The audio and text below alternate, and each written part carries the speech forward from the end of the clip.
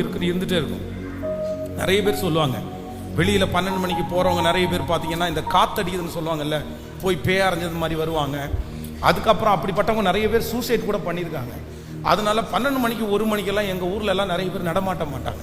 ஃபுல்லாக லைட் இல்லாமல் இருக்கும், இருட்டாக இருக்கும், பேய் நடமாட்டம் இருக்கும்னாலும் சொல்லிகிட்டே இருப்பாங்க. பட் நம்ம பார்த்ததில்ல. அப்படியெல்லாம் சொல்லுவாங்க, இவனை பேய் நைட்டு போனால் பேய் அரைஞ்சிருச்சு, பாத்ரூம் போனால் இப்படி ஆயிடுச்சு அப்படின்லாம் நிறைய பேரை பார்த்துருக்குறோம்.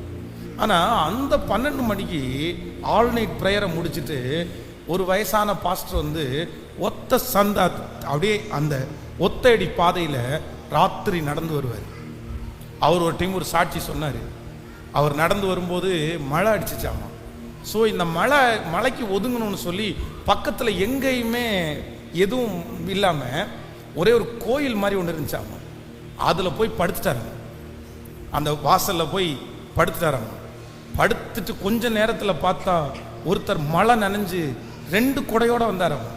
ஒரு குடையை இவர் கையில் கொடுத்து, இதான் ஒரு கடை, நீங்கள் போங்க அப்படின்னு சொன்னாராம்மா. எப்பா, நான் இங்கே மழை நனைஞ்சு இந்த நடு ராத்திரியில் இந்த இடத்துல படுத்து கிடக்கிறேன்னு உனக்கு யார் சொன்னா? எதுக்கு கொடை கொண்டு வந்த? அது ஒன்றும் இல்லை, நீ இங்கே படுத்தோடனே இங்கே இருக்கிற பிசாசு என் வீட்டில் வந்து, நான் தான் இந்த இடத்துக்கு பூஜாரி, இந்த இடத்துல இருக்கிற பிசாசு என்கிட்ட வந்து அங்கே ஒருத்தன் வந்து படுத்து கிடக்கிறான், அவன் இருந்ததுனால எனக்கு அங்கே உள்ளே இருக்க முடியல, நீ போய் முதல்ல அவனை எழுப்பி விடுன்னு என்ன தொந்தரவு பண்ணுது, அதனால தான் வந்திருக்கிறேன், நீங்கள் யாருன்னு கேட்டாராம். உடனே அவர் சொன்ன, நான் பாஸ்டர், நான் இந்த மாதிரி ப்ரேயர் முடிச்சுட்டு வரேன்.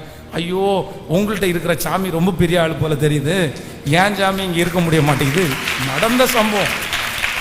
அப்புறம் வலுக்கட்டாயமா, இல்லையா நாளைக்கு கொடையெல்லாம் கொடுக்கறதுக்கெல்லாம் என்னால் வர முடியாது, நீ கொடையை தரவே வேணாயா, நீயே வச்சுக்கோ, எனக்கு நீ இங்கேருந்து போனால் போதும் அப்படின்னு சொல்லி அந்த நைட்டோடு நைட்டாக கொடையை கொடுத்து அனுப்பி விட்டுருக்கிறாரு.